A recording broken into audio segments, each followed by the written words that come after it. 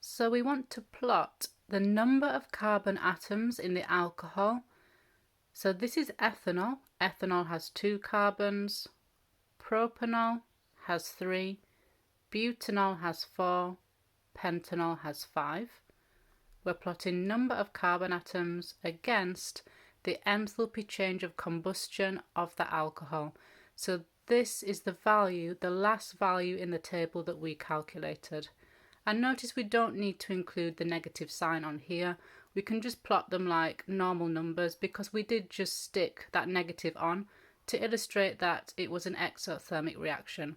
So to make things simpler, let's remove it. Doesn't make a difference. It still shows us the trend we're interested in.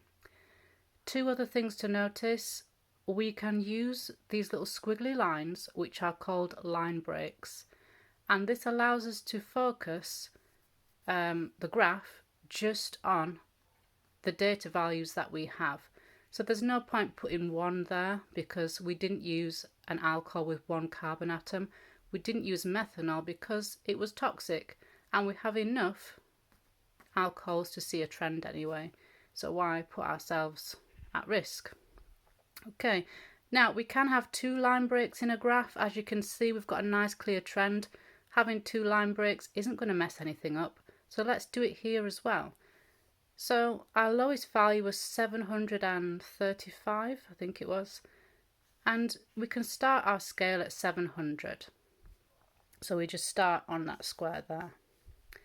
And this gets rid of having all this empty space here where those values weren't in our data set. So we can focus on what values we actually have, and we can see that trend more easily.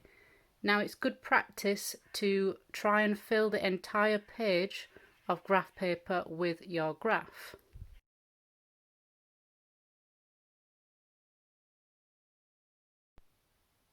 Okay, so we've got our graph, and if you've plotted it by hand, it will look like this. If you've plotted it online, it will also look like this, but you'll already have your line. So, for people doing it by hand, we have to line up our ruler, and we need a straight line of best fit that goes through most of the points.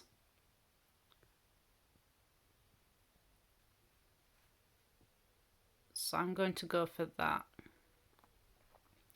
Now notice our line does not need to go through the origin 0, 0 because we didn't start at 0 anyway.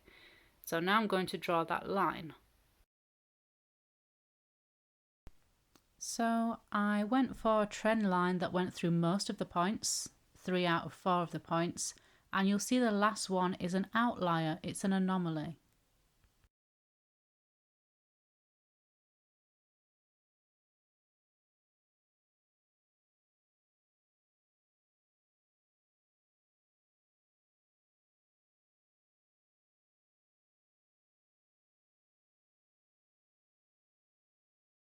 Just looking at this experiment and the results that we obtained here, it suggests that longer chain alcohols with more carbon atoms would be better fuels because they release more energy when they're burned.